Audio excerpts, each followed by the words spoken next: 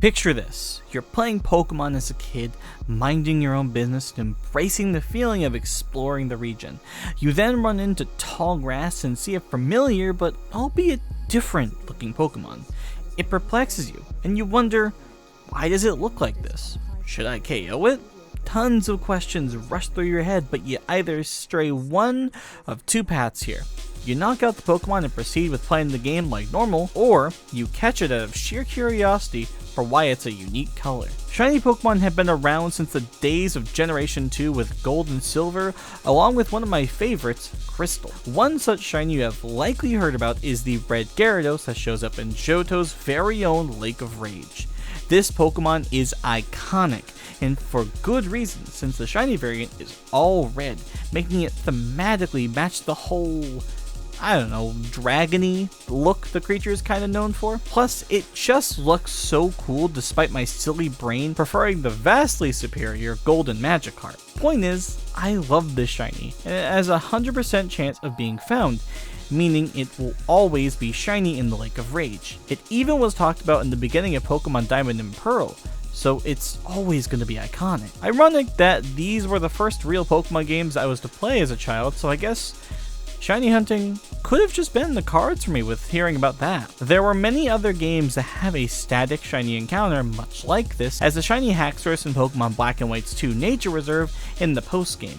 Heck, even Black and White 2 again have 2 other shinies in their respective game that were guaranteed to be gotten. You get a Gibble that's shiny in Black 2, and a Dratini that's shiny in White 2. Pokemon Crystal had the Odd Egg, which can contain 7 baby Pokemon that can be shiny about 14% of the time, or 50% if you play the Japanese copy of the game. Generation 2 was the Wild West of shiny hunting though. Eggs were hatching multicolored Pokemon at high noon. Pokemon Emerald has a shiny Espeon that shows up in the Battle Frontier, which technically, yes, you can't get, but it's there. But as far as shiny hunting goes, these are nice rewards outside the Odd Egg, which does teeter into the topic I used to begrudge. The actual way to shiny hunt a Pokemon in most games boils down to running around in the grass, seeing the Pokemon, carefully checking to see if it's a unique color, and running away. There are other methods of course too, which are either more involved and actually can be more engaging than running away over and over. While seeming simple, I attempted to just hunt for Pokemon back in high school to pass the time, and man, just sitting there waiting while you reset was like watching paint dry back in the day. I was sitting around and likely taking more time needed to just reset each encounter for Pokemon. I clearly wasn't having fun, and closed the book on that short-lived, attempted shiny hunting journey that I embarked on.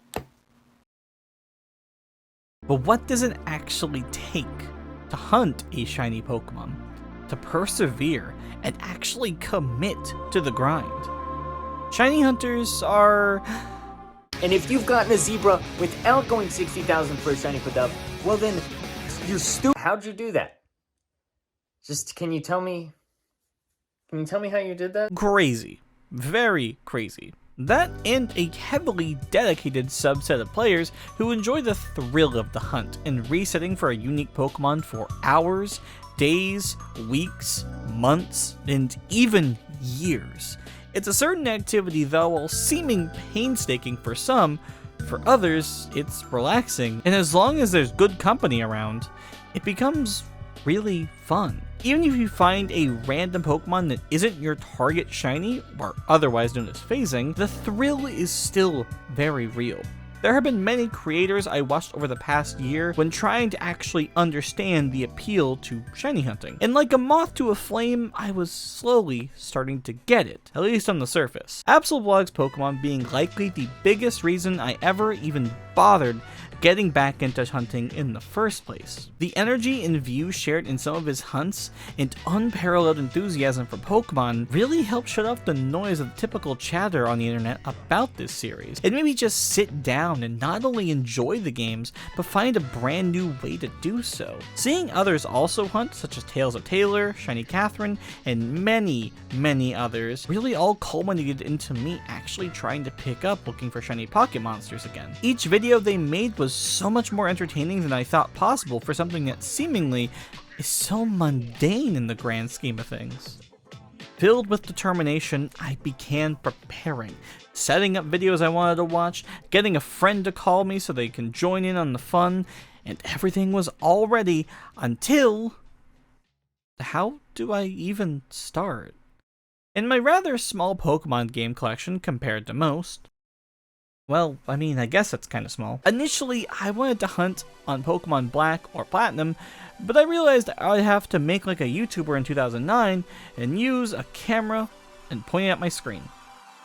Close enough to a capture card, which I don't have the money for, well, at least for the DS. Each game I chose to hunt on was mainly after trying to get the biggest variety of hunts. But so many people choose to lower the odds with sandwiches and the like, just to go ahead and get the shinies a little bit faster. Let me go ahead and explain.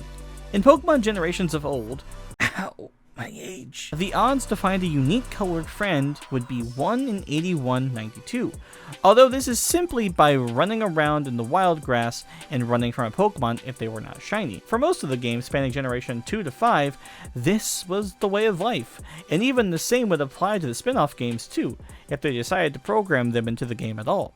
The only way to reduce these high odds, if you did not like them, was to cheat your shiny and claim it was the real deal, or wait until you get enough money to buy a copy of Pokemon Black and White 2, play through the entire game, complete your Pokedex, and then, and only then, you'll have the shiny charm. This charm will reduce the odds from 1 in 8192 to 1 in 2371, 3 times the odds of a full odds encounter.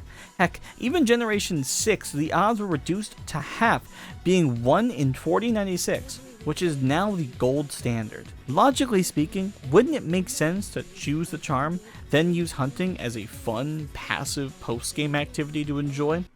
Well, yes, but no. Most of the videos and creators I watched were all having the most fun hunting at full odds, and it weirdly rubbed off on me. I tested out hunting on Pokemon Moon and attempted to get a shiny Petalil, which I completely forgot I had the shiny charm on that file, and the hunt only took 30 minutes.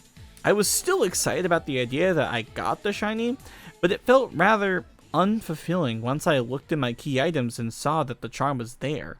I even did a hunt in Scarlet and Violet for an Iron Valiant and knowingly had a charm, used sandwiches, and all that other stuff to reduce my odds. While yes, I did get the shiny, it made me sink further into the, wow, that was fun but very short-lived. It only took 10 minutes. This all likely sounds crazy to many, since logically speaking, wouldn't I want my shiny Pokemon to come sooner than later?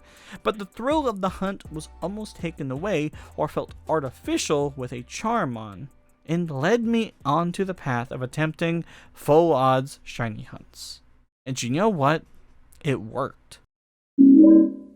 Over the course of half a year, I shiny hunted as often as I could, replaying lots of Pokemon games in the process.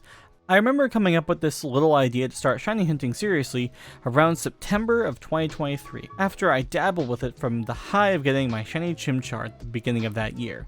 That little guy only took 500 or so resets, and since I have used them on my team and finished that copy of Pokemon Brilliant Diamond now. Let's start with the method hunts. These are the fewest I did since I kinda specify these hunts to be lowering the odds themselves, and while I do other methods to find shinies later on, they still remain full odds.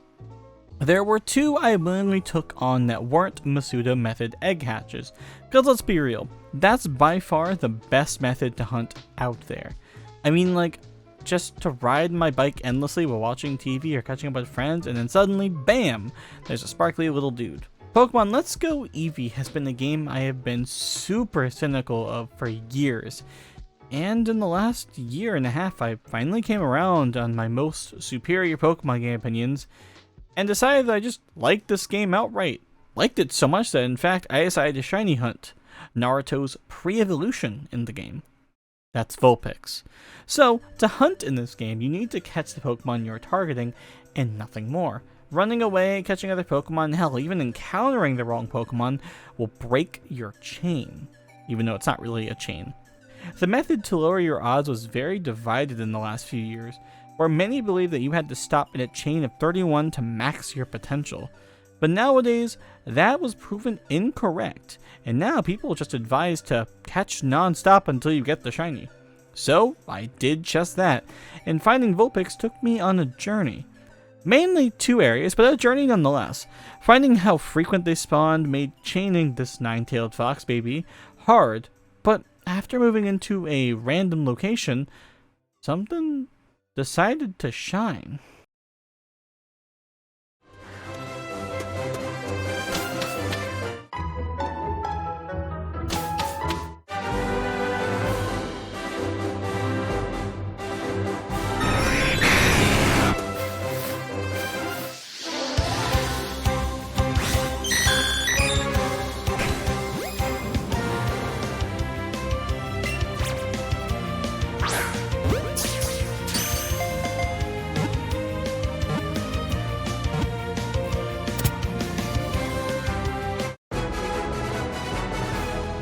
I have no real reaction because I was just watching my friends play Tekken 8 and did this just to pass the time, and who would have guessed a rare Pokemon like Porygon decided to shine of all things. Still, a wild hunt I loved, even if technically wasn't my preferred shiny hunting method. It almost felt like, again, it went by too quickly, however it was still super fun, and I have since taken on more that, well, have taken much longer. But the second method hunt I decided to take on in this little gauntlet involved this thing, the Poke Radar. I have seen many shiny hunters master this device, some making it look so easy to chain Pokemon like it's second nature. But alas, to me, it ain't it. The idea of this device is simple. You use the Poke Radar to see patches of grass shake, walk up to them, or run like no tomorrow to see what Pokemon it is. Catch it. Reset the radar by simply running around until it's charged again. This time, be careful and simply go to a patch of grass that's within 4 tiles away from you. Each grass patch you find that has Pokemon you want, you have to catch regardless. So stockpiling on quick balls was the way to go. Keep catching Pokemon over and over, and at a chain of 40 or 17, you're more than likely going to get a shiny. Look, I like the idea of radar hunting, but I spent several days trying to hunt this way. But to those who only hunt this way, I really want your luck, please. My VODs of me trying to chain in BDSP are only filled with me mulling over how I enjoyed the full odds grind so much more, since it was so passive and not as active as certain method hunts. Radar hunting, dex nav hunting, and many other non-full odds hunts are fun, don't get me wrong, but this little device specifically burnt me too badly over the course of a couple of days. So when I go on BDSP or Platinum, it's full odds all the way. Unless I get a wild hair to, attempt it again. Full odds though, let me tell you.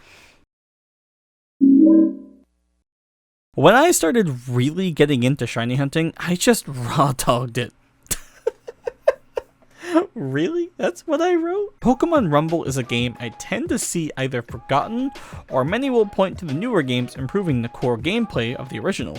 When I grew up, I remember buying the original Pokémon Rumble on a nice winter day, with some Wii Shop points I had lying around. The game shouldn't have been as fun as it is, but it was. When I tell you I poured likely hundreds of hours into this little game, I am not kidding. I loved playing with Pokemon toys as a kid, so having a game that took the Smash Bros. Logic of they are toys and such concept and putting it with Pokemon, it was a match made in heaven. The game is just a simple beat 'em up with the chance to actually obtain the Pokemon you battle over the course of the game. Pokemon Rumble let my imagination run wild, as I even based my own scenarios with my very own toys as a kid, drawing maps for my Pokemon to play on. I tell you all this as this game was by far the most unexpected, but most lovely shiny hunting experience I have ever had. I was already hunting by this point, but Absolblogs in the shiny hunting community do an event called Rumble Weekend each month or so to hunt Pokemon in this game. Oh yeah, this game has the full odds of 1 in 8192. All you do to hunt is run around the map as you would and attack Pokemon. Eventually, one will be a unique color. They won't sparkle like in the other games, but if you have a keen eye, you will likely notice them. Once defeated, they will always join your party too, which isn't the case with Pokemon in this game at all. It's only a chance.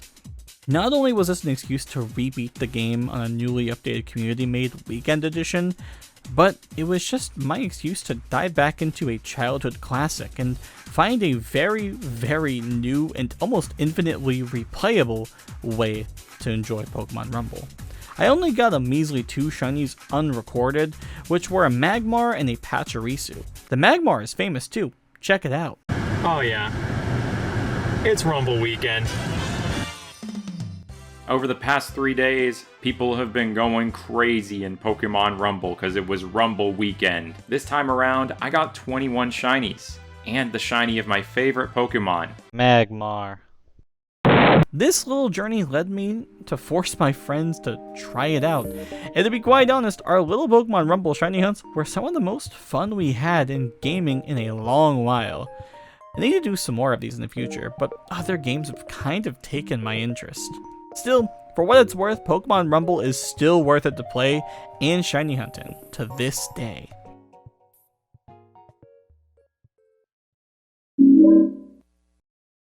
The next part of the Full Odds saga was randomly booting up my copy of Pokemon Violet and rebeating the game. In the midst of it, I ended up roaming around trying to look for shiny Pokemon. This was around the time the DLC dropped, and one of the earliest Pokemon I could remember finding was a shiny Furret, who I named Fiora before a Nintendo Direct. I then moved all around trying to find a few Full Odds friends along the way, but ones I actually recorded were very unexpected to say the least. Okay. So I literally was walking around, just like I was getting ready to prepare for the final story, or for the final post-game stuff to file it.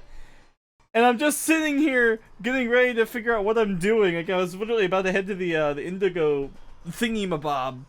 And I'm not kidding, I was like, wow, that Houndour looks different. Let's just try a Lure Ball. It matches the color palette. Crit capture? Oh, ah! Crit capture. Let's go!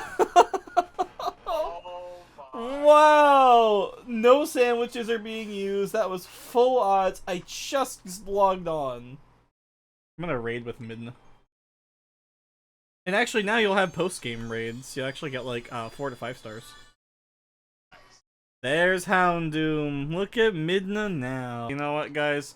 On video, we're changing her nickname to Bluey.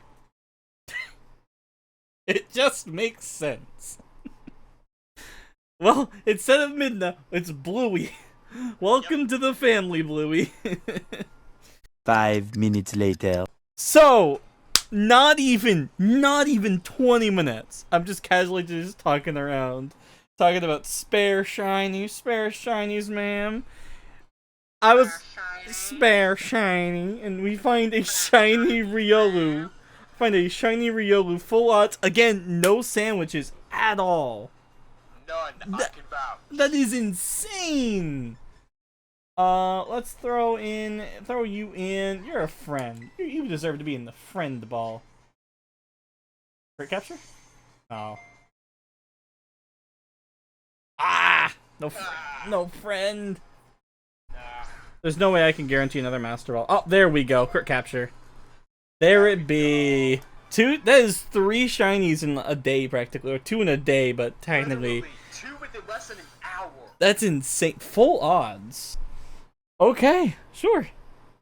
I genuinely have a lot of fun hunting in Scarlet and Violet, despite some technical mishaps that make the game a bit silly at some points with performance. There were points where I just caught myself roaming around aimlessly talking with friends as I hoped the game would bless me with a slightly different colored pocket monster.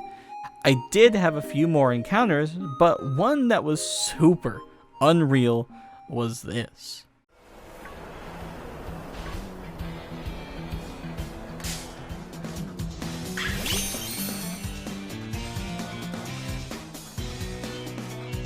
He just ran up on me. What? But weirdly, my friend's copy of Scarlet would be the most beneficial in finding a real target shiny in this game for me, at the Full Odds. That being Fluttermane. This journey would take me and two of my closest friends to St. Augustine, Florida, for a journey we wouldn't forget. It's a really beautiful day. Look at the sunset over here. We're moving. We're going to go ahead and go Target like every white girl. And you know what we're doing? We're jamming out to the Silent Hill 3 OST. We got Rick over there driving. Don't look away, you're driving it. There's his hand. And then we got Fernando over here doing, oh my god! Sorry. Is that Cinnamon Conqueror? Yeah. Disney! Disney! Dig up! Disney! Disney! Disney! Defrost! Disney! Throughout a few days during the trip, I periodically hunted for a shiny Fluttermane on Fernando's copy of Pokemon Scarlet. And you know what? The mission was a success. Let's go, lads! Oh shit! Don't jinx it. Don't jinx it by celebrating too early. How many Pokeballs do you have? Oh, I have a lot. How many? Good. Alright.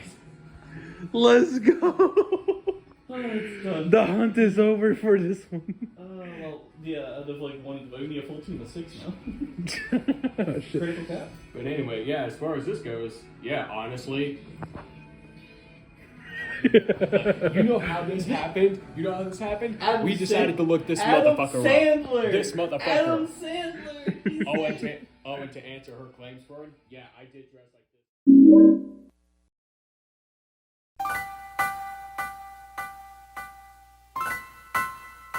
Welcome to Eterna Forest.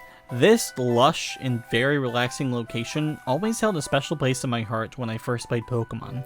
I remember holding my DS to my ear so I could hear the song that played in this forest way better when I was 11 years old, and always thought Cheryl was super cute. The Sinnoh region hosts many of the most memorable places in Pokemon, but since I already did the starter hunt, I thought why not try a full odds hunt in here for a shiny Mischievous. With this hunt, you get to actually double hunt if you choose to do this at the start of the game. And remember how I mentioned Cheryl? Well, I spent over 100 hours with her in Eterna Forest trying to see if a ghost would sparkle. She is there the entire time, and as long as you never leave the forest to progress the story, she always stays by your side here, likely questioning why I seemingly don't know how to navigate out of a very simple forest. This hunt was the first I picked up back in September of last year, and I would phase on many Pokemon during the long journey. But this box contains all of the shiny Pokemon I encountered amongst 2 copies of Shining Pearl and Brilliant Diamond. I spent so much time looking for this ghost, almost 50,000 total encounters, and constant phasing between each copy. Mischievous is never coming back. Yet another shiny Baneri on the phasing on the on a different copy actually, because it was this copy of my OLED. We'll call it the OLED, which it is. It got the shiny originally, but now we have funny Baneri, and I just got the Badoo yesterday. So that's crazy. That was like maybe 10 minutes of hunting. That's crazy. Mischievous, will you ever show up? Who knows? There were long stretches where I would not get any shiny Pokemon. For nearly an entire year of doing this on and off, the ghost of an Eterna Forest decided to bless me. After what feels like damn near 30 to 40,000 total encounters in Eterna Forest, I've been hunting this since last, November or December. Yeah. Something decided to sparkle, and it's a shiny Mischievous. A shiny Mischievous. Oh my god. I've been wanting to hunt this thing, and have been trying to for so long. I literally phased on every other shiny. Like last night I just got a shiny Baneri within 20 minutes. That happened. And then a shiny Badoo. And then I kept getting others. I have got a shiny Dustox, a Wurmple. All of these other ones, I've literally phased on everything you can get in Shining Pearl. Finally, it is over. The Eterna Forest is no longer where I'm trapped. It's done. Oh no, come on. There's so much nerves here. I don't know Just come on, catch. Make my day. I have no false swiper. I don't think it has any moves that can hurt itself this early. It's this early. Come on.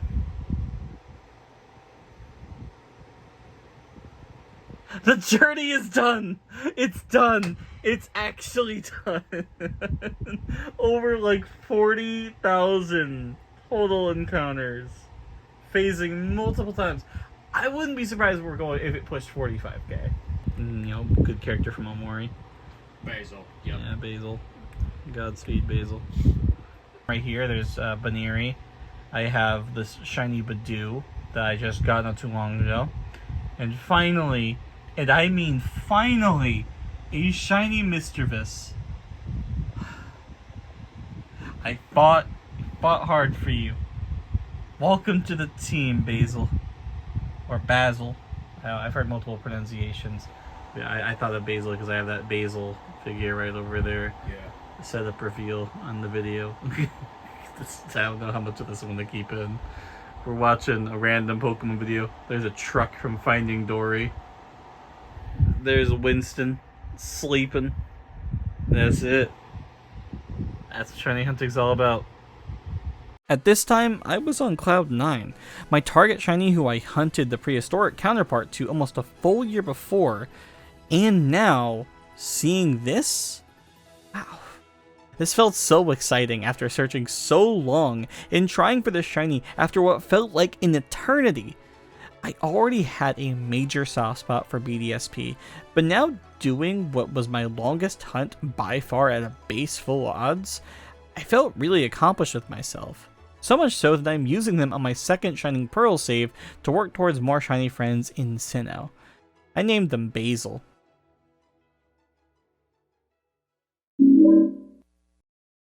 I went to Galar, and, well, it was pretty short-lived because the hunt I went on was another full odds hunt for a Wooloo, another really early route Pokemon that I wanted to go for. And, well, I don't really have much to say, except I only hunted for maybe 10 minutes, and this happened.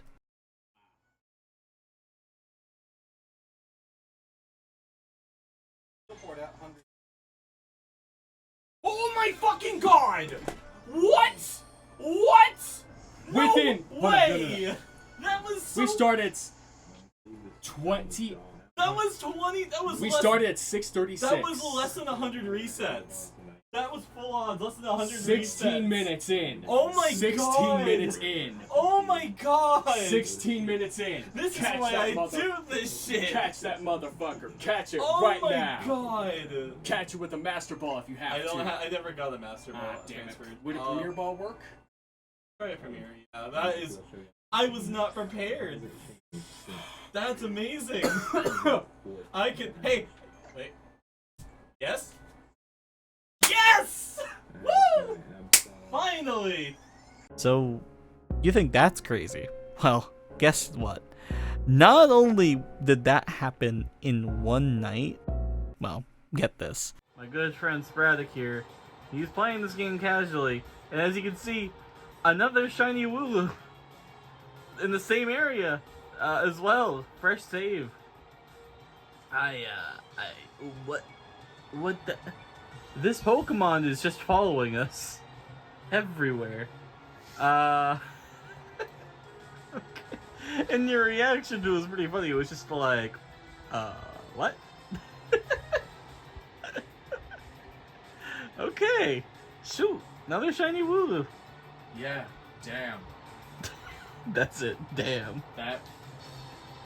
I legit was not expecting that at all. Hey, that's what we want to see.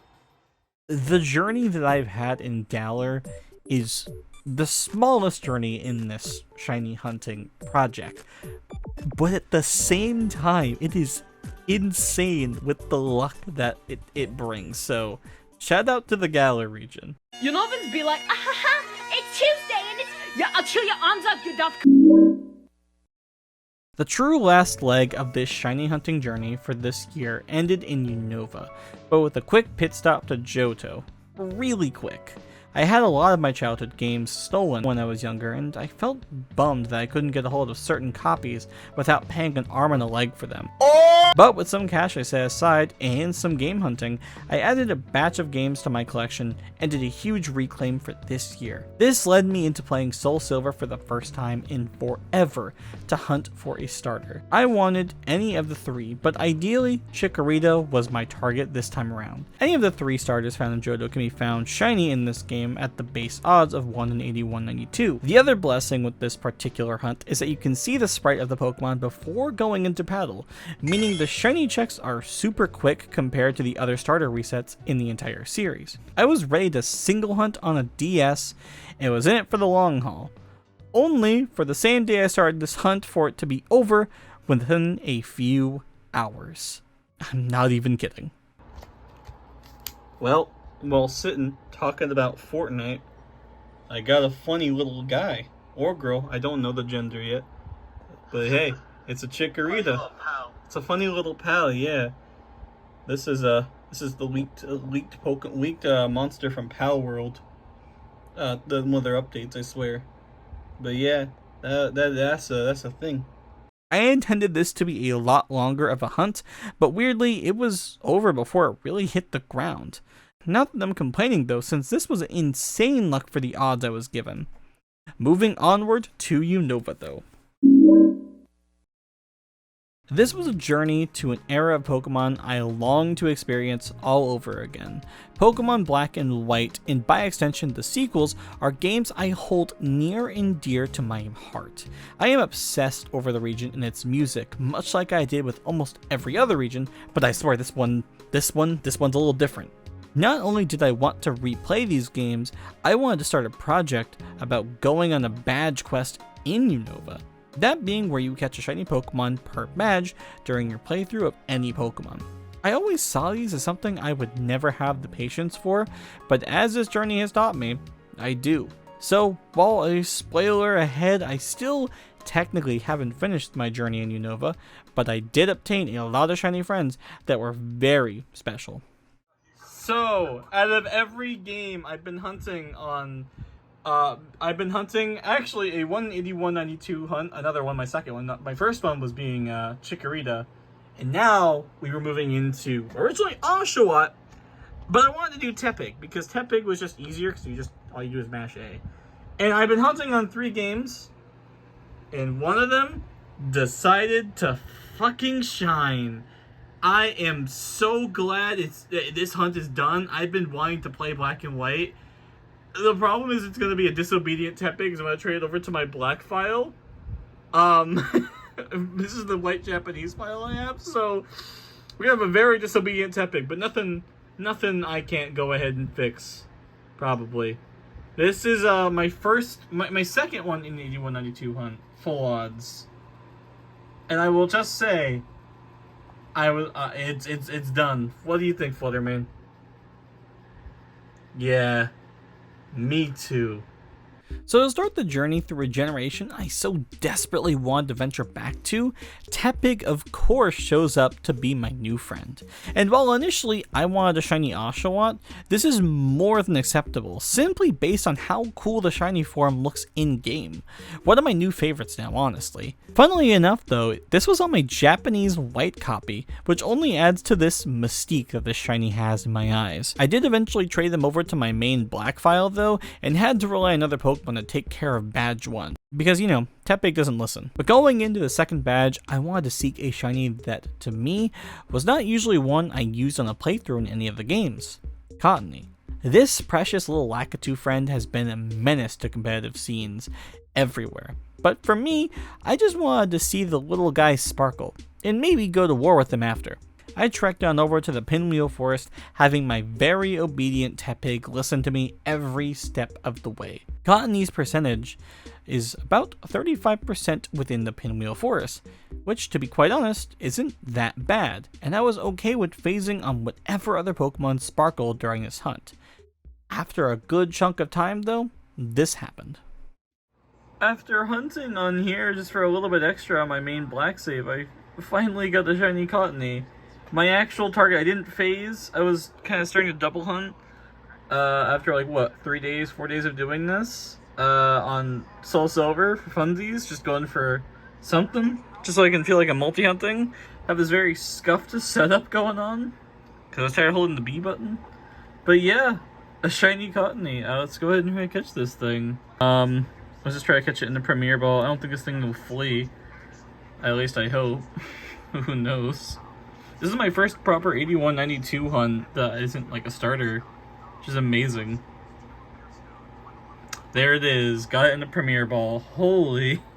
And I got this on this very slick new DSi XL that I got not too long ago.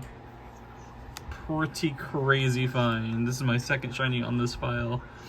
I can actually just play the game now. There it is. Shiny Cottony. My first 81-92 hunt. Crazy. Me and my 2 new sparkly pals moved on to the story of Pokemon Black, experiencing the Victini event for the very first time, and getting hit with some strong Generation 4 memories when events just hit different. Genuinely spent a lot of time before my next hunt just re-exploring Unova, and to this day, it fills me with a strong sense of nostalgia. The sprite art and everything about this game is so captivating and comforting. That genuine tangent aside, I wanted to get a cactus for Christmas. You what? A shiny cactus. So after some time basking in Castelia City and dropping my Castelia cone, I moved on to the desert resort. And here lies one thing and one thing only, Maractus. At this point, I was using one DS to hunt for Cottony outside my starter, and I thought the odds weren't so bad thus far. But the one thing I forgot about when shiny hunting, you could always use another DS.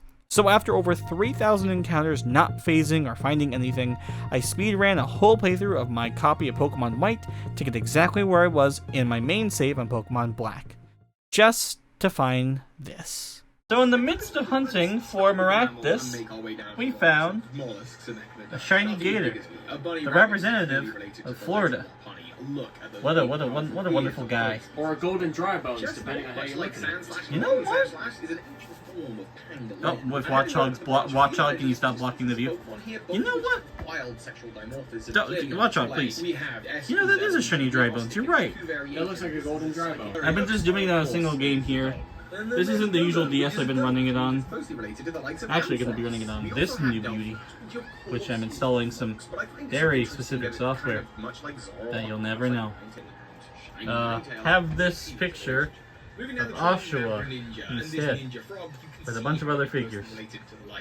And Winston. But that's not all. This hunt decided to include a second one for free on the same day. In the midst of me hunting Maractus, I was hoping maybe a cactus would shine, but instead, we have another gator. This time it's a female, so it's different. So I can't name her Vector, like the last one. I've just been in a call watching a video about rescuing a Blastoise, and I found probably a turtle's worst nightmare. A very shiny golden croc. Maractus, you'll come home one day. I then spent an unreasonable amount of time still going after Maractus, even going as far as to still shiny hunt at a Porter Robinson concert I went to. I got praise from a passerby when waiting for the show to start, so hey, at least someone acknowledges my grind. But this closes the 2024 chapter of my hunts, and my journey to understand the true beauty in hunting different colored Pokemon. I had bigger plans from September onward this year, and still did plenty of things like spend an obscene amount of time playing other games with friends. I kinda just let the double Sandile be the finale of my research for why shiny hunting is so fun for the year. Honestly though, I thought this would be a one and done activity. One that I would respect but never truly get or do outside of this project. But I found myself enjoying the journey, enjoying the longer hunts, and just having fun. Oh god, careful now.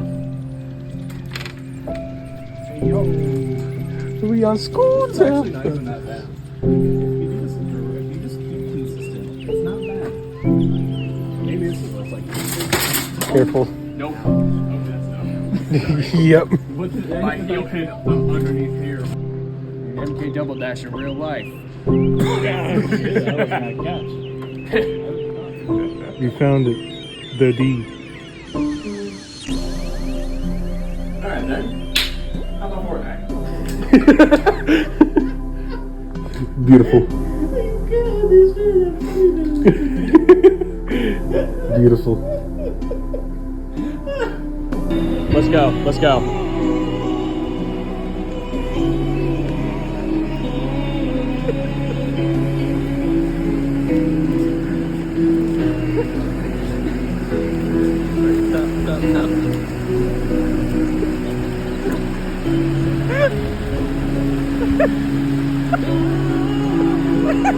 You're telling me you got the you got the god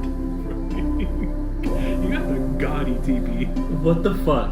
You got the. I was excited about this card. I moved one card. What? That's all 9. All 9 cards or all 9 boosters had a hole.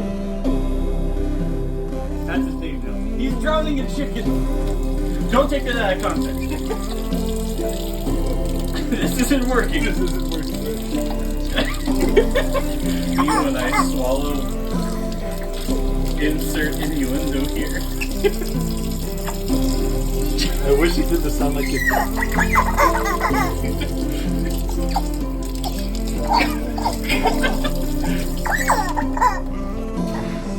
killed him. He's dead. You fucking murderer. Don't do that. Don't ever follow his example. You know how this happened? You know how this happened? We decided to look this motherfucker Sandler. up. This motherfucker. Adam Sandler. And to answer her claims for it, yeah, I did dress like this about half of high school. I can attest to it. Literally half of that. Like I look at it, I'm like, I just face swapped it in my brain. Like, wait a minute. Literally. Hold on. I am not joking about that either. Half the time, especially the warmer months. Let's go. This.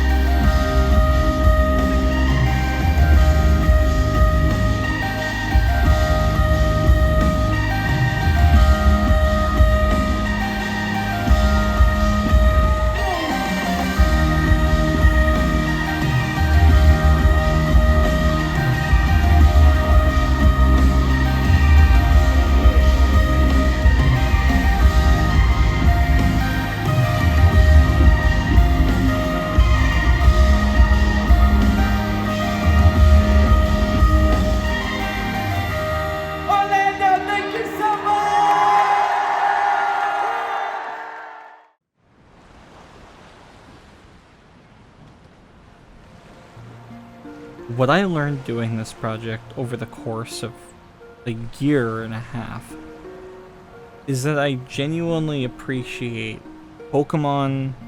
I appreciate the shiny hunting community and everything that they do, from Safari Day hunts to Pokemon Rumble weekends to every charity event that's hosted and all the constant creativity that stems from people that shiny hunt. But on top of that, just being able to enjoy this activity for the first time and understand it and click with it. And on top of that, having friends that are so compassionate and caring that they want to help and join in just because you're enthused about something, and that's something you don't get every day. I genuinely appreciate Pokemon more than life itself. It's one of my favorite franchises, favorite things in the world since I was little, and I appreciate every bit of this game through thick and thin. And I know that might not be everyone's opinion. Some people grow up, but it seems I've never decided to grow out of this. Without my friends and without their motivation and confidence in me, I don't know if I would have even made this as a little video project for a handful of people to see. So I want to just say thanks for watching this far, thanks for supporting me, and thanks for being so patient if you're a past subscriber, because I appreciate you all for waiting almost an entire year for me to come back. I'm not going to make you guys deal with that again, I promise. Thank you guys so much for watching. Have yourself a very, very fantastic day, do something fun, and most importantly, stay hydrated.